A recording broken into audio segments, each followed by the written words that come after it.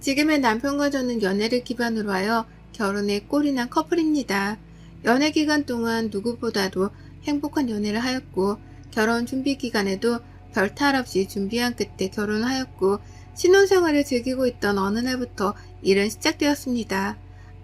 아니 어쩌면 결혼 준비 기간 중에 제가 상처받았던 사건으로 인해 일은 시작되고 있었는지도 모릅니다. 갑자기 주말에 시댁 호출이 있었습니다. 매번 급 호출도 아니고 또 신혼초니까 보고 싶어서 부른다 생각하고 시댁에 갔습니다. 남편은 아들만 둘인 집안의 둘째 아들로 집안이 부자인 축에 속합니다. 경제적으로 부족함 없이 자라왔습니다. 물론 저희 집도 돈이 없는 집은 아니었지만 한 가지 좀 흠이라고 할 것은 재혼 가정입니다. 저는 스스로 흠이라고 생각하지 않지만 워낙 가부장적이고 유교 사상을 중시하며 약간 심한 정도의 꼰대의 기질이 있는 시부모님에게는 저희 집이 재혼 가정이 흠입니다. 그래서 흠이라고 설명을 드립니다. 신혼을 맞이하고 처음 시댁에 가는 것이라서 들뜬 마음으로 시댁에 가게 되었습니다. 반가운 마음으로 시댁에 도착하였는데 마침 형님이 먼저 와 계셨고 어머님과 같이 음식을 하고 계셔서 도착하자마자 음식 자만을 함께하러 주방으로 가게 되었습니다. 반가운 마음에 형님, 어머님 하면서 인사하고 애교스럽게 다가갔는데 시어머니의 차가운 반응 당황스럽습니다. 예, 음식을 해야 하는데 그 손으로 할 수 있겠니? 옛날 같았으면 너 부엌에는 들어오지도 못할 상태다. 저리 가서 다른 거 해라. 신혼이기에 결혼식 이후 또 신혼여행 때 한껏 예쁘게 네일아트를 한 저의 손을 보고는 한마디 하는 시어머니에 당황스러웠습니다. 이 상황에서 형님도 고개를 푹 숙이고 아무 말도 안 하는데 저도 모르게 죄송하다는 말과 함께 손톱 깨끗이 제거할게요 어머니 라고 답변하게 되었습니다. 왠지 모르게 이렇게 답변해야 할 것 같은 분위기, 숨막히긴 했지만 워낙 깔끔함을 중시하는 시어머니라서 그럴 수도 있지 뭐 라고 생각하고 넘겼습니다. 저희 집의 분위기하고는 정말 많이 다른 시댁입니다. 여자는 부엌 일에 남자는 거실에서 TV 시청, 남자들은 절대 부엌에 들어오지 않고 손에 물 한 방울 묻히지 않는 시댁의 분위기, 첫 느낌은 달라지지 않기에 불길했습니다. 음식 잔만을 한참 동안 하고 식사를 다 같이 해야 하는 시간에 저희 시댁은 남녀 7세 부동석을 지키는 곳이었습니다. 요즘 시대에 남녀 7세 부동석이라니 사내 남 계집녀 7, 7, 해세, 아니 부, 가틀동, 자리석 이게 정말 실화인가 싶었습니다. 저보다 먼저 시댁의 분위기를 경험한 형님은 당연하다는 듯이 따로 상을 차리고 요구사항을 말하면 바로 응하는 자세까지 취하셨습니다. 처음 보는 모습에 낯설면서도 오늘만 이러는 건가? 몰래카메라인가? 별 생각을 다 했습니다. 결혼 준비할 때는 시댁에 한 번도 놀러와 본 적도 없었고 남편이 꼰대적인 성향의 마인드 또는 남녀의 차이를 가르는 행동이나 말투, 생각들을 표현한 적이 없어서 더 당황스럽습니다. 동서, 이런 집안인지 모르고 온 거야? 좀 당황하는 기색이 보여서 하는 말이야. 이런 분위기 끝에는 항상 후처치를 해주시니까 참고 적응해. 그냥 그게 속 편해. 후처치라니요? 아버님이 돈 주시잖아. 그리고 이런 거 다 알고 왔을 거라 생각했는데 부잣집 며느리가 괜히 부잣집 며느리야? 다 아는 여우인 줄 알았는데 동서 아닌가 보네? 형님의 말에 저는 충격이었습니다. 이게 무슨 상황인가 기쁜 마음을 가지고 시댁에 온 저의 마음이 싹 사라지고 있었습니다. 다 같이 모여서 가족의 밥을 먹는 의미는 같이 소통하고 대화하면서 정을 나누면서 함께하기 위함이 아닌가 싶었는데 이건 무슨 종살이 같은 느낌이 확 들면서 점점 기분이 나빠지고 표정 관리를 할 수가 없었습니다. 시아버지는 진짜 형님 말대로 집에 갈 때가 되니 돈을 주셨습니다. 남들이 받는 용돈 수준이 아닌 수표였습니다. 그런데 저는 기쁨보다는 황당스러웠습니다. 이것은 용돈이 아닌 시아버지가 며느리가 이뻐서 주는 돈이 아니라 꼭 종을 불러서 일을 시키고 대가를 주는 것 같은 분위기가 너무나도 싫었습니다.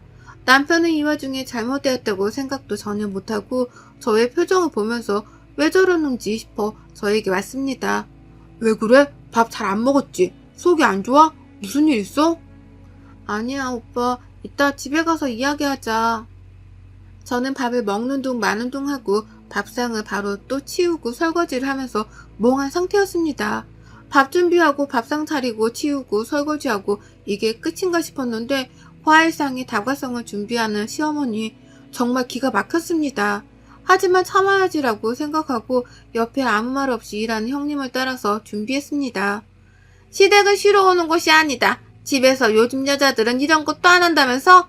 그러니 여기 와서 좀 교육을 받고 집에 가서도 몸의 습관이 배어서 남편을 잘 내조할 수 있도록 연습한다 생각하고 부지런히 배우고 움직여라. 시어머니는 저희 엄마랑 동년배인데 정말 마인드는 무슨 조선시대를 능가하는 마인드였습니다. 시댁에서의 첫 한 끼는 정말 최악의 상태였습니다. 최악의 경험을 하고 집으로 왔습니다. 오빠, 오빠네 집은 왜 이래? 좀 이상한 것 같아. 남자들은 가만히 있고 여자들은 계속 종일 일만 하다가 서로 이야기도 안 하고 오는 이런 건 아니지 않아? 오빠네 집안 좀 이상해. 다른 집과는 정말 다른 분위기에 정말 말도 안 되는 분위기에 규칙이 있어.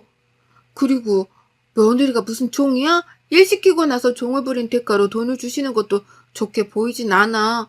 이건 아닌 것 같아.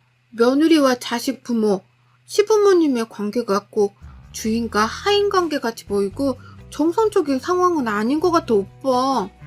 뭐가? 난 이상하다고 생각 안 하는데 좀 예민한 거 아니야?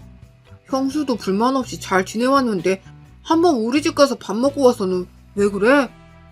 그리고 아버지가 며느리들 고생했다고 돈 주는 건데 그게 뭐? 자기 좀 예민한 것 같아. 그리고 우리 집 관계가 어때서? 관계가 문제가 있었다면 이혼하거나 헤어지고 가족이라는 구성의 유지에 문제가 생겼지. 남편은 계속 그런 집안에서 자라왔기에 하나도 이상하다고 생각하지 않았습니다. 계속 말해봤자 싸움만 될 것 같았습니다. 그리고 말 속에 저의 재혼 과정에 대한 공격이 있는 것 같아서 제 상처가 건드려지는 것 같아 대화를 그만했습니다. 네가 이상한 거다. 네가 이상한 가정에서 생활을 했으니까 지금을 이해 못하는 것이다. 받아들으라는 메시지를 계속해서 보내는 듯한 남편. 사실 결혼 준비 중에 순탄한 게 나름 지나가긴 했지만 한 가지 점에서는 저에겐 마음의 상처의 계기가 된 것이 하나 있었습니다. 앞에서 말한 그 지금의 문제의 시초를 알리는 사건입니다. 저는 재혼과정으로 아빠가 친아빠가 아니시기에 저와 성이 달랐습니다. 저는 이씨, 재혼한 아버지는 박씨. 그래서 결혼 전 청첩장을 만들어서 보낼 때 시댁에서 시아버지가 이 부분 때문에 난감하시고 본인 기준이 아니셨기에 따로 아버님의 전화호출로 한 소리 들었습니다. 아가 청첩장 말이다. 아버지의 성함을 친아버지 성명을 넣으면 안 되겠냐? 지인들한테 청첩장을 줄 때 네가 얼굴을 둘 수가 없다. 우리 집안이 재혼과정과 결혼한다는 건 용납할 수가 없는 일인데 100번 1000번 우리 집에서 많이 양보한 거니까 네가 좀 청첩장 혼주 성명 거는 생각 좀 해서 바꿔라. 그럼 난 이만 끊는다. 시아버지는 만나서 말도 아닌 전화로 위와 같은 부분에 대해서 말씀하셨는데 거의 통보식이었습니다. 결국 저는 시아버지의 요청대로 현재의 아버지 성함이 아닌 이혼한 저의 친아버지 성함을 넣고 청첩장을 돌리게 되었습니다. 시아버지의 요청은 수락이 되었고 시댁은 요구사항이 들어져서 좋았을지 모르지만 저희 집과 저는 상처를 받았고 정말 꾹 참고 양보를 했습니다. 저희 집 지인들은 반대로 왜 아버지 성함이 이래? 라는 질문을 도리어 받게 되었습니다. 하나 저와 저희 엄마 그리고 재혼한 아빠는 이런 부분에 있어서 마인드가 유연하기에 그럴 수 있지라고 생각하였고 서로 조율해서 행복할 수 있다면 괜찮은 선택이라고 여겼기 때문입니다. 첫 느낌이 별로고 첫 행동을 보면 다 알 수 있다고 했나요? 청첩장 사건부터 이미 시댁의 꼰대 성향과 말도 안 되는 규칙과 분위기가 풍겼던 것입니다.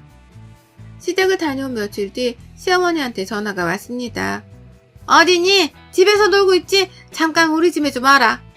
아 어머님 저 지금 밖에 나와서 볼일 좀 보고 있는데 뚜뚜뚜뚜뚜. 시어머니는 질문하고 본인이 답을 하고 통보하는 식으로 전화를 하시고 끊었습니다. 저는 일정을 다 중단하고 시댁으로 갔습니다. 무슨 일이세요 어머님? 아니 너 우리 아들한테 우리 집이 이상하다고 했다면서? 뭐가 이상하다는 거니? 너야말로 이상한 거 아니니? 너 지금 보니까 돈 좀 번다고 우리 집 무시하는 거니? 시어머니의 대화를 듣다 보니 무슨 상황인지 캐치가 되었습니다. 시댁을 다녀온 날 남편에게 하소연을 했던 것을 그대로 어머니께 전달한 남편. 그걸 또 듣고 저를 불러서 야단치는 시어머니. 갑자기 숨이 턱 막혀왔습니다. 아니요, 어머니, 그게 아니라 저는 가족끼리 모인 자리에서 남녀가 따로 앉아야 하고 여자들은 계속 부엌에서 일만 해야 하고 하니까 너무 안타깝고 이건 아닌 것 같아서 오빠랑 좀 이야기 좀 한 거였어요. 이래서 가정교육이 중요하다고 했는데 너는 뭘 보고 자란 거니? 당연히 여자는 부엌에서 준비해서 가족들을 위해서 맛있는 음식과 내조를 해야 되는 게 맞는 건데 어디서 뭘 배우고 온 거니? 잘못된 생각을 가지고 있으면서 적반하장도 유부수지. 남편한테 우리 집이 잘못된 것 같다고 훈계질을 해? 어머님, 그렇게 생각하시면 안 돼요. 저는 그 뜻이 아니라 너 일하러 다닌 것도 솔직히 마음에 안 들었다. 집에서 여자는 집안일 하면서 내조해야 하지. 뭐 돈 벌러 나간다고 그렇게 나가서 집안일은 뒷전이고 우리 아들 고생시키냐? 당장 일 다 그만둬라. 직장도 아니고 네가 혼자 조그맣게 사업하는 거 우리는 그거 마음에 안 든다. 그리고 무슨 여자가 나가서 사회생활이냐? 지금 시대가 미쳤다.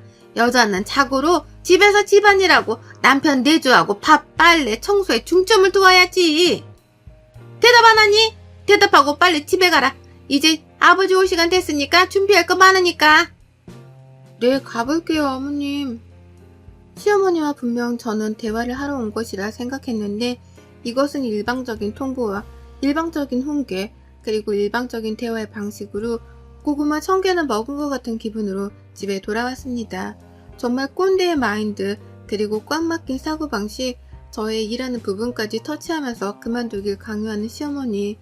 남편과 이야기할 힘도 없었고 지쳐만 가는 결혼생활, 아니 신혼생활이 이어지고 있었습니다. 일주일 뒤 시아버지 생신이 겹쳐 다시 또 시댁에 가야 했습니다. 일방적인 시어머니의 대화와 함께 그날 있었던 일 때문에 기분이 좋지 않은 상태였지만 결혼하면 누구나 고부 갈등도 생기고 트러블이 있지만 맞춰가는 단계일 거라 생각하고 긍정적으로 생각해보려 하며 풀고 시아버지 생신날 시댁에 또 가게 되었습니다. 시아버지가 기분이 안 좋았습니다. 형님과 어머님은 먼저 주방에 계셨고 사태 파악을 하기 위해 저는 주방에 가서 왜 그런지 여쭤보았습니다. 동서, 왜 이렇게 늦게 왔어? 아버님 동서날 때문에 화났어. 네? 저 지금 일어나자마자 온 거예요, 형님. 아침 9시쯤 드신다고 하지 않으셨어요? 동서가 뭘 몰라서 그러는데 오늘 아버님 생신이잖아. 나는 새벽 5시에 왔어. 좀 눈치 좀 챙겨. 너는 지금 시간이 몇 시니? 꼭 이렇게 중요한 날에 늦게 와서 기분을 안 좋게 해야겠니? 정말 하나부터 열까지 마음에 안 든다. 7시 30분에 시댁에 왔는데 늦게 왔다고 눈치를 주는 형님과 잔소리하는 시어머니. 이 와중에 남편 또한 아차 싶었다면서 죄송하다고 인정하는 분위기. 시아버지는 기분이 상한 채로 방 안에서 혼자 누워있는 상황. 저는 정말 무언의 압박으로 시아버지께 찾아가서 죄송하다고 사죄할 수밖에 없었습니다.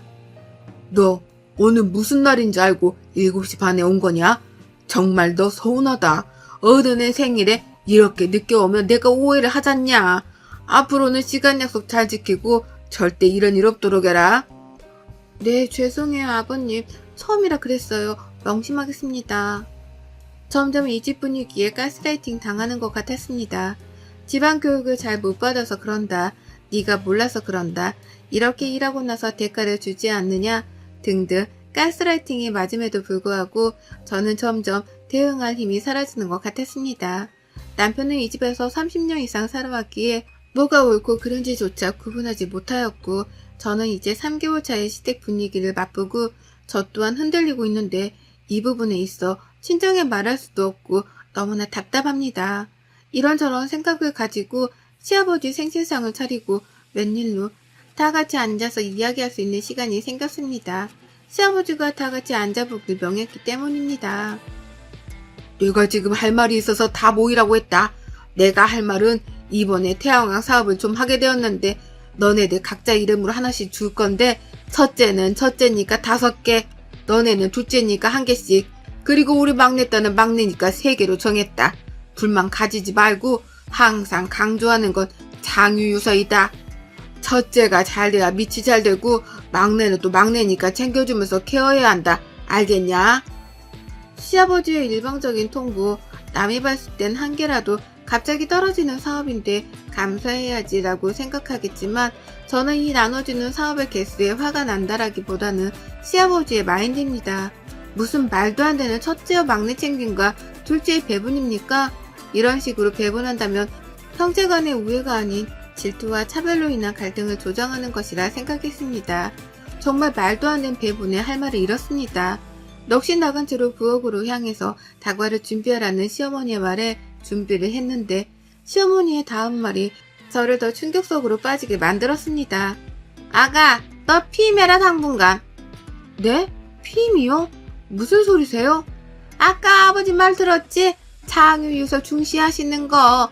그리고 항상 형이 먼저 과업을 달성하고 동생이 달성해야 순리대로 흘러가는 거야.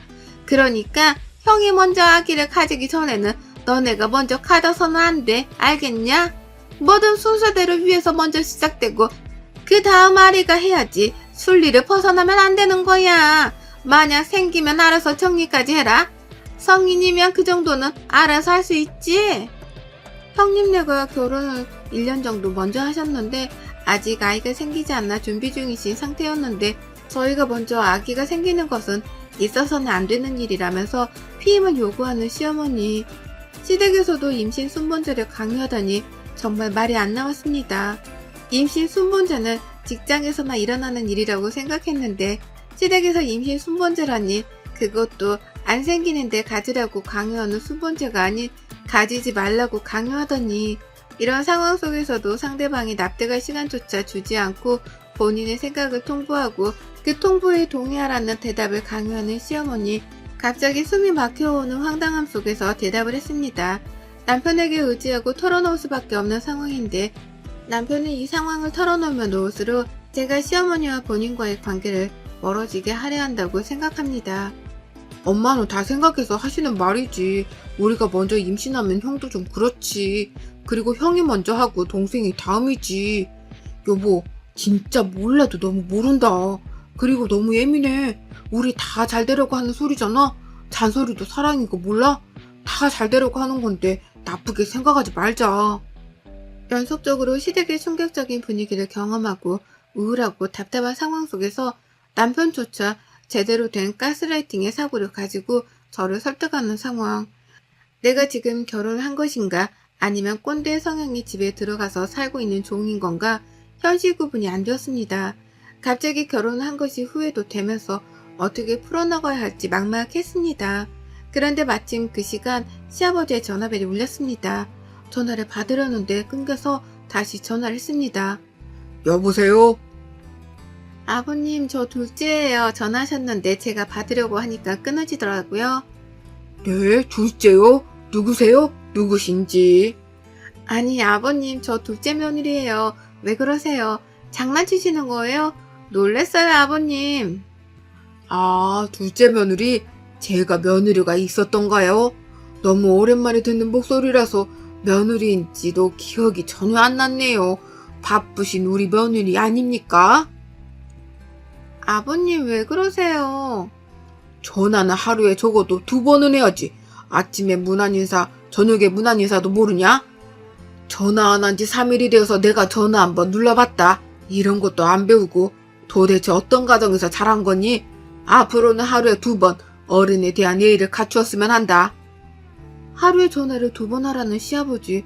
전화 겨우 3일 동안 못했다고 누구냐면서 비꼬는 시아버지의 태도에 차라리 용돈이나 선물 같은 걸 주시지 않고 자식들이 편하게 마인드를 가지고 온전한 가정을 이끌며 살아가도록 해주셨으면 좋겠습니다. 자식을 본인들의 소유물로 생각하고 또 본인의 사고방식들과 틀에 맞추어서 살게 하려는 것이 저를 숨막히게 해오고 저희 부부관계 또한 좋지 않게 만들고 있습니다. 임신 순번제가 시댁에서 이루어지고 있고 무조건 첫째가 먼저 막내는 막내니까 챙겨야 한다. 시댁의 콜과 욕을 하며 토들지 말고 내내 해야 하는 분위기와 여자들은 남자를 위한 내조를 강조하며 가족의 의미는 없어진 시댁의 분위기. 앞으로 아이를 낳고 이런 분위기를 자연스럽게 흡수시키게 될 것을 생각하니 너무나도 끔찍하고 답답해져만 갔습니다.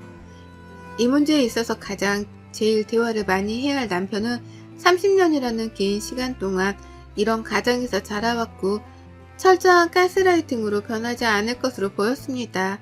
저는 빠른 결단을 내렸습니다. 이혼을 결심했고 다행히 혼인신고 전에 이혼을 하게 되었습니다. 이혼은 생각보다 쉽게 처리가 되었어요. 하지만 이후에 너 때문에 가문의 명예훼손이니 뭐니 계속해서 찾아오는 시부모님 때문에 저의 삶은 힘든 순간들도 있었지만 그래도 끝이 보이니 참을 수 있었습니다. 선하게 그리고 격식을 갖추는 것이 먼저 선하게 격식을 갖추는 사람에게나 허용되고 통하는 것이라는 것을 알게 되었습니다. 그리고 짧은 결혼 생활이었지만 시부모님의 약점을 알게 된 저는 그 약점을 터뜨리기로 했습니다. 바로 체면입니다. 제가 짧게나마 유지해온 결혼 생활을 시부모님의 회사와 지인에게 폭로했습니다. 폭로 전에도 이미 가문의 명예훼손이니 어쩌니 하면서 찾아와 협박한 것에 비하면 제가 한 것은 세 발의 피였습니다. 체면 마신을 시키자라고 생각하니 제 속은 사이다처럼 시원했고 체면 망신에 있어서 시댁은 지렁이를 밟으면 꿈틀듯이 극한 반응을 보이며 분노를 표출했습니다. 어디서 근본도 없는 년이 들어와서 우리 집안을 망신시켜? 너 가만두지 않겠어? 우리 가문에 쪽을 줘 감히? 어머님, 아니 아주머니, 평생을 본인이 살아온 규칙, 규범, 정의가 맞다고 살아오셔서 잘 모르시겠지만 그쪽 가정은 정상이 아닙니다. 아주 짧은 시간이나마 대개 가정에서 경험한 시간들은 정말 끔찍했습니다. 반성은 바라지도 않고 잘못되었다는 걸 조금이나마 아시길 기도해 봅니다. 짧은 결혼 생활이었지만 그 기간 동안 제가 잘못 살아온 것일까요? 너무 제가 자유분방했나? 우리 집의 교육이 잘못되었나 착각했었지만 제가 그 착각이 늪에 들어가서 허우적댔던 것이라는 것을 알게 되었습니다. 이혼의 선택에 후회가 없고 저는 제 자신을 사랑하며 저를 사랑하는 만큼 남을 사랑하며 저의 자유를 추구하듯 남의 자유도 존중하며 살아가고 있습니다. 결혼 생활은 서로 다른 환경 속에서 자란 사람들끼리 만나서 다시 또 다른 환경의 가정을 만들어가는 과정인데 서로가 돕고 맞춰가며 소통하여야 합니다. 끔찍하고도 비정상적인 꼰대 시댁에서 벗어날 수 있어서 너무나도 행복합니다. 여러분의 생각은 댓글로 남겨주세요. 오늘도 시청해주셔서 정말 감사합니다. 안녕하세요. 저는 경기도에서 전원주택 살이를 하고 있는 40대 초반의 여자예요. 늘 매해 이맘때쯤이면 꼭 제 속을 흔들어 놓던 김장, 그 김장이 올해도 아니나 다를까 저를 뒤흔들어 놨고 이렇게 사연까지 쓰도록 만들었습니다. 이제는 김치만 봐도 속이 울렁거릴 것만 같은데요. 제가 사랑하는 김치를 이대로 싫어하기만은 할 수가 없어 속이라도 풀려는 마음으로 사연을 적어봅니다. 사연 다 쓰고 시누이들한테 링크 전송도 할 거니까 댓글도 많이 좀 달아주세요. 도서가 없는 글이더라도 화가 난 며느리라는 걸 감안해 잘 읽어주시고요. 저는 이제 결혼한 지 12년 차입니다. 10년이라는 강산을 한번 넘겼으니 절대로 짧은 결혼 생활을 한 것도 아니었죠. 저희 남편은 사업을 하는 사람이지만 일이 잘 풀리지 않아 여러 개의 사업을 돌려하며 어떻게든 돈을 벌어오는 가장이었어요. 하나를 진득하게 하지 못하고 조금 돈이 벌리면 이것도 하고 저것도 해가면서 돈 나갈 구실만 만들어내는 능력 없는 사장 말이죠. 그러다 보니 정작 그 속을 들여다보면 남아있는 게 하나도 없었습니다.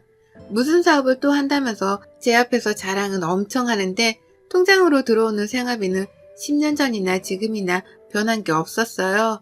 그 사이에 물가 상승한 게 얼마고 애들이 자라서 들어가는 학원비가 얼마인데 우리 남편은 그런 변화를 혼자 체감하지 못하고 사는 듯 보였죠. 문제는 그뿐만이 아니었습니다. 살다 보니 집을 팔고 전원살이를 하게 되는 날이 다 찾아오더라고요. 서울에서 비싼 아파트는 아니더라도 동네에서 멀끔하게 잘 지어져 있던 아파트에서 살아왔었거든요. 결혼하면서 남편이 70, 그리고 저희 친정에서 30 정도로 대줬던 돈으로 산 집이었습니다. 그런데 그걸 한창 아파트값이 올라가 있던 몇 년 전에 팔아버리더라고요. 갑자기 전원생활의 뜻이 생겼다면서 말이죠. 처음엔 전원생활이라는 말만 들어도 설렜습니다. 남편이 돈을 많이 벌어서 우리가 큰 집으로 이사를 가나 보다 했어요. 그래서 애들 교육이 걱정이 되긴 했어도 어떻게든 되겠거니 했었답니다. 근데요, 전원생활을 하러 이사를 가고 나서야 알았어요. 남편 사업이 잘 풀리지가 않아 그 대용으로 아파트를 팔아버렸다는 걸 말이죠.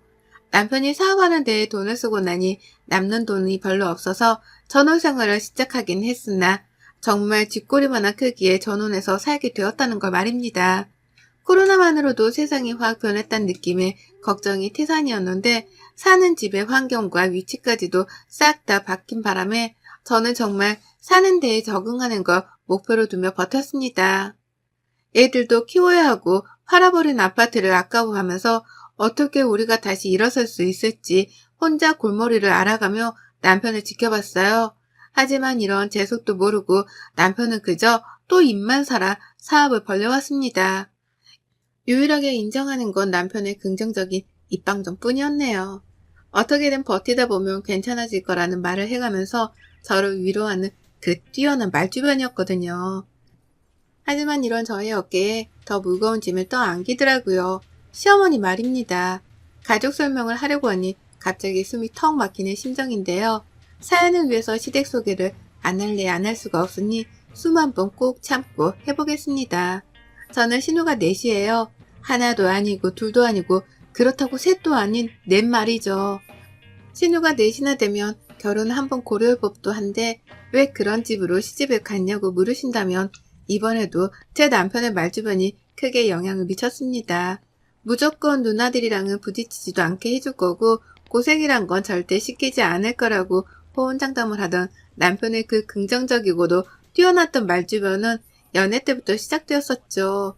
그러니 저는 남편이 나 하나만큼은 끔찍하게 생각해 주겠구나 싶어서 철석같이 믿고 결혼을 했고요. 그런데 결혼을 하고 나서 보니 남편의 사업부터 시작해서 시누이들의 시집살이까지 뭐 하나 결혼 전 약속대로 지켜지는 것이 한 개도 없었습니다. 정말 단 하나도 없었어요. 남편은 잘 되지도 않는 사업을 벌렸다가 무마하고 유지하며 집 밖을 겉돌았고 그러는 사이 시누이들은 미치도록 저를 찾아댔어요. 집안 행사가 있을 때에도 그렇고 걸핏하면 찾아댔습니다. 시누들은 저희 부부가 굉장히 잘 사는 줄 알거든요. 저희 남편이 그 많은 남매들 중에서 무려 막내이기까지 한데요.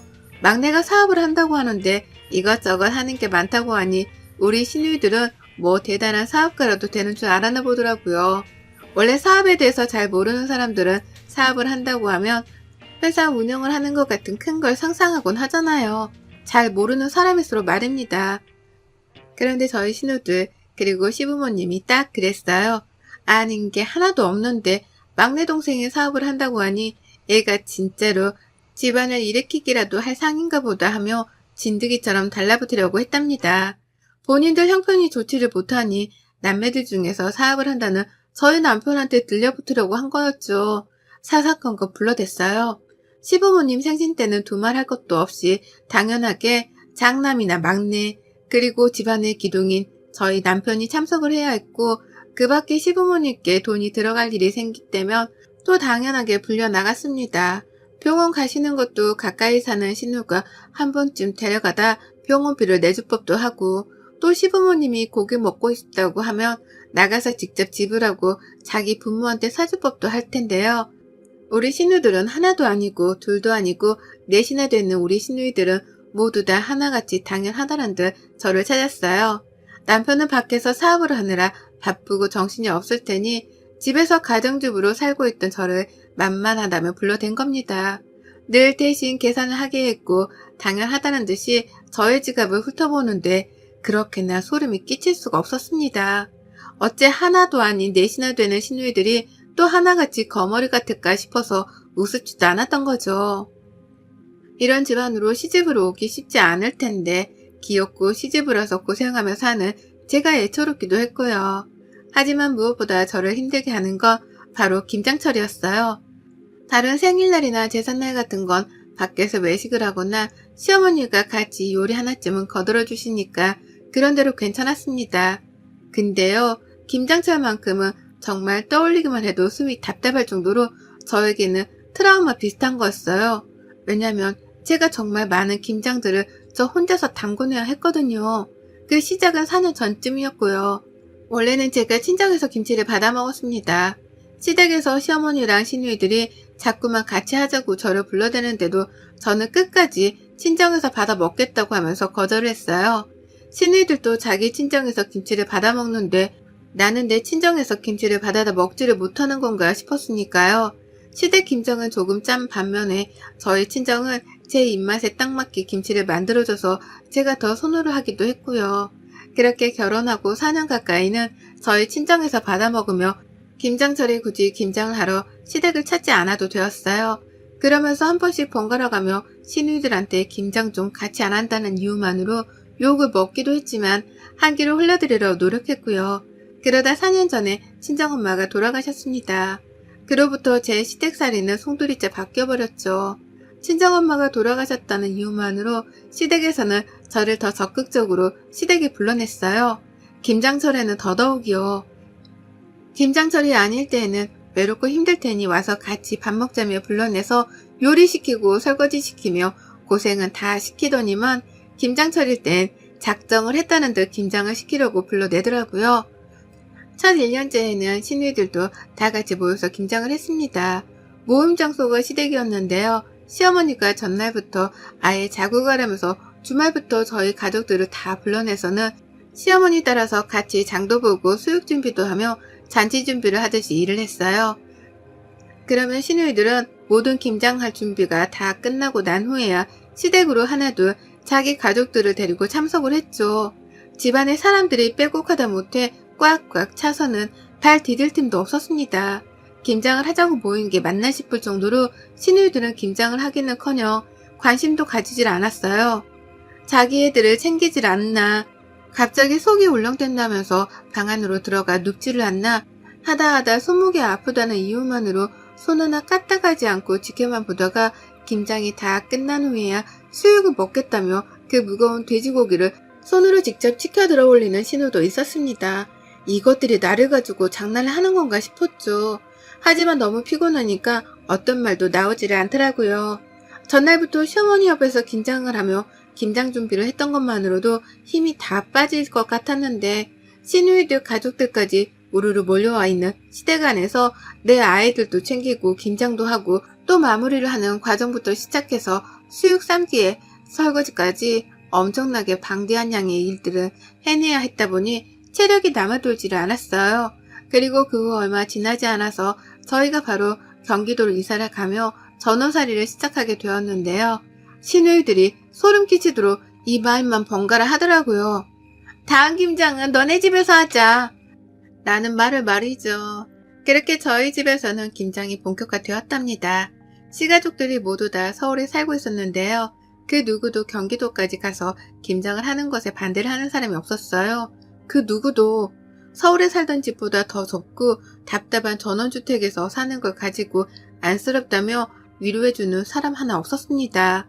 오히려 전과 똑같이 그 많은 자기 식구들을 모조리 데려와서는 김장을 하라 하는데 그 과정에서조차 열받는 일들이 많았네요. 또 게으름을 피우면서 겁만 도는 시누이, 자기 아이를 챙겨야만 하는 핑계를 대면서 김장을 하다 마는 시누이, 수다만 떤다고 김장을 하기는 개뿔, 폰만 잡고 있는 신우 등등 이것들은 저마다 가지고 있는 단점들을 서로 번갈아 해가면서 김장을 대충 해댔습니다. 그러니 저는 빨리 내 집안에서 내보내야 한다는 생각에 더 필사적으로 김장을 했고 그렇게 개고생을 하고 나서 보면 꼭 제가 다 김장을 해놨더라고요. 그러면 신우들은 당당하게 제가 해놓은 김장들을 챙겨가면서 다들 수고했다는 인사를 지들이 했습니다. 마치 자기들도 대단히 손을 거들어준 것 마냥 말이죠. 이것만으로도 저는 충분히 힘들었어요. 몸이 버티기 힘들었고 가뜩이나 남편이 하는 일 때문에 정신적으로도 버티기가 쉽지 않은데 김장만 하면 몸살까지 나서는 우울한 상태가 극도로 커졌죠. 그리고 바로 올해 제발 이번만큼은 어떻게 해서라도 저희 집에서 김장을 하지 않게 하려고 했습니다. 무슨 일이 있더라도 내 집에 시누이들이 우르르 몰려들어오는 그 꼴만큼은 안 보겠다며 남편한테도 몇 달 전부터 언지를 줬어요. 마누라 고생을 시키면 기분이 좋냐고 화를 내면서 말이죠. 남편도 분명 계속해서 화를 내고 힘들어하는 저를 보며 올해만큼은 김장을 시댁에서 다시 하자 하겠다며 제 편을 들어줬습니다. 그리고 저도 그런 줄 알고 이번 김장철은 아무것도 안 하려 했죠. 다만 김장을 사 먹는 게 아까워서 저 혼자 우리 가족 거를 만들려고 동네 슈퍼에서 배추 10포기 정도는 사놨고요. 그런데 저번 주말을 바로 하루 앞뒀던 금요일날 남편이 예고도 없이 그러더라고요. 누나들이 집에 온다는데? 배추랑 다 샀다는데? 라고요. 이 쪼다 같은 놈이 글쎄 누나들한테 집에 오지 말란 말도 못한 채 온다는 걸 오케이 했다는 겁니다. 김장을 자기 집도 아닌 제 집에서 하겠다며 지들끼리 배추도 사서는 준비를 마쳤다고까지 했네요. 저는 김장을 할 생각이 없다고 대답을 했으나 남편은 중간에서 어쩔 줄을 몰라 했고 신우들은 한사코 고집을 부렸어요. 김장철이 다 되도록 연락도 없고 이렇다 할 답이 없길래 우리끼리 배추를 다 샀다고요. 그러니 이제 와서 취소할 생각은 말고 후딱 김장 만들고서 해산이나 하자고 말이에요.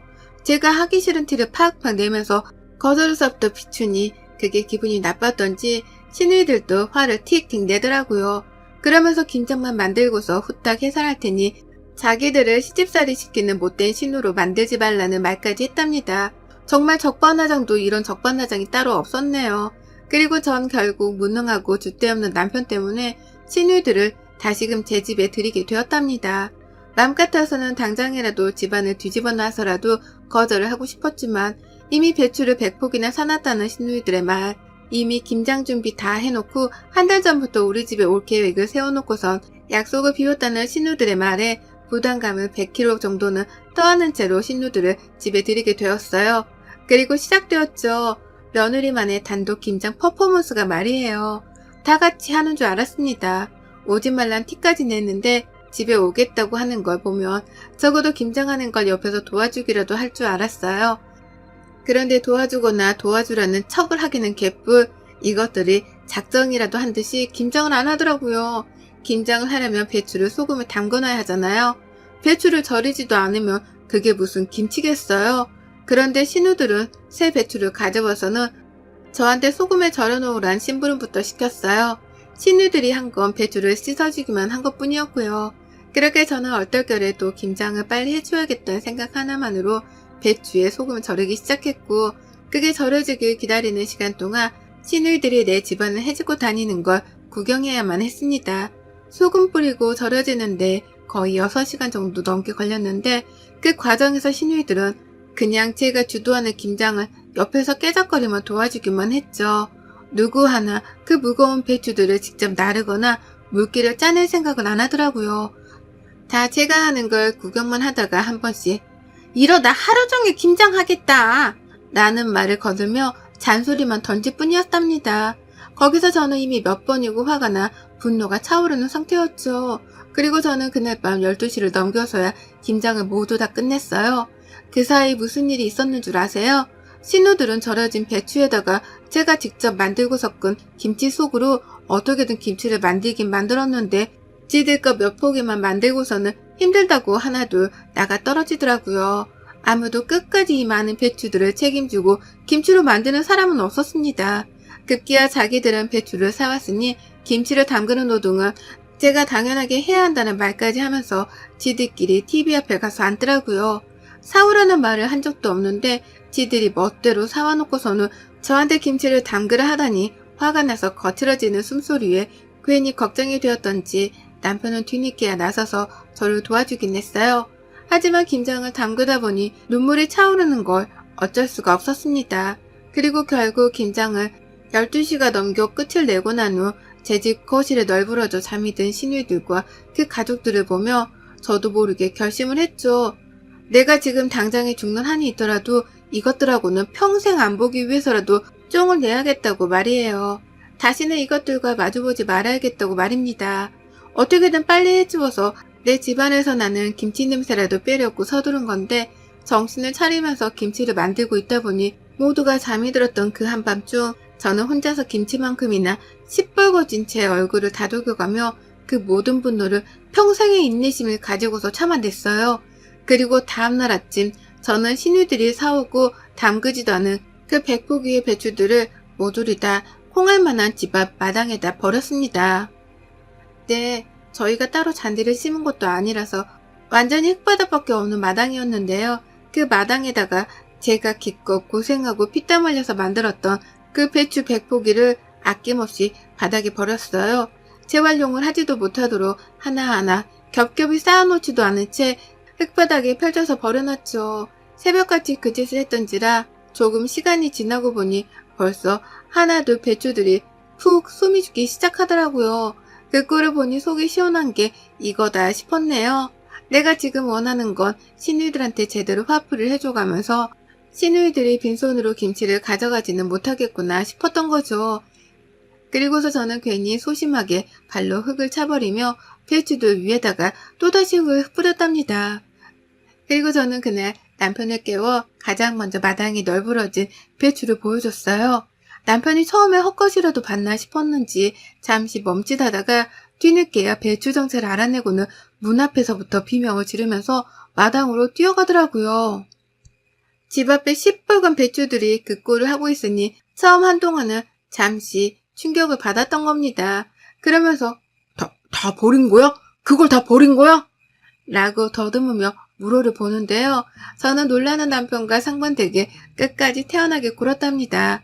그리고는 그 상태로 모든 배추들을 다 버렸다는 설명도 해줬고 그 상태로 뒤도 생각 않고 이혼을 하자는 선전포고도 날려버렸어요. 내가 너랑은 두 번 다시 못 살겠다. 신우가 하나도 아닌 넷인데 그 넷을 다 상대하고 사는 내 팔자도 이제 그만 끝내고 싶어. 이렇게 더 살다가는 내가 제명이 못 살 것 같으니까 내 인생 방해 그만하고 이쯤에서 쪽내자. 이쯤에서 갈라서고 다신 니들 누나 내 눈앞에 띄게도 하지 마. 라고 하면서 말이에요. 남편은 여전히 배추 앞에서 정신을 못 차리며 하나라도 건질 게 있나 싶은지 하나둘 가까이가 들여다보기 시작했습니다. 그러면서 수도호수를 찾더라고요. 흙더미라도 물로 씻어내면 괜찮을런가 싶어 말이에요. 그런 남편을 뒤로 한 채 저는 뒤에서 그럼 그렇지 라는 혼잣말을 하며 집으로 들어갔어요. 그리고는 곧장 제 방 안으로 향해 짐을 쌌습니다. 남편 차키를 제가 쥐고는 차 안으로 짐을 마구마구 쑤셔 넣었어요. 하다못해 집에 있던 쌀가마니까지 챙겨 넣었으니 완전히 집을 거덜내려 했다고 보면 되겠네요. 워낙 벌이가 시원찮던 남편이어서 돈 될 만한 물건을 놔두고 사는 편은 아니었습니다. 그 덕에 짐이 많지는 않았지만 제가 챙길 수 있는 것들은 죄다 챙기려 했어요. 아이들까지 말이에요. 그리고는 차에 시동을 거니 시동 거는 소리에 남편이 그제서야 반응을 하더라고요. 여보, 가은아!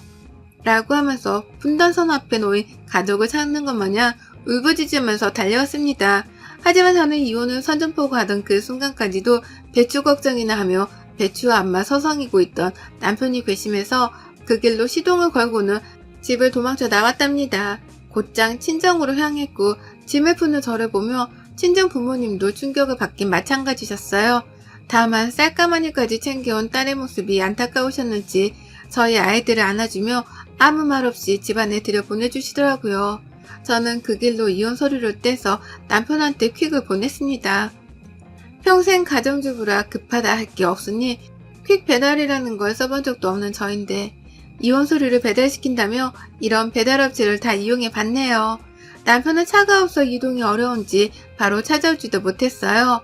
시누이들은 전화통에 불이 나도록 전화를 걸어왔으나 제가 다 씹었고 결국 남편은 이혼 서류를 받고 나서야 저희 친정으로 찾아왔어요.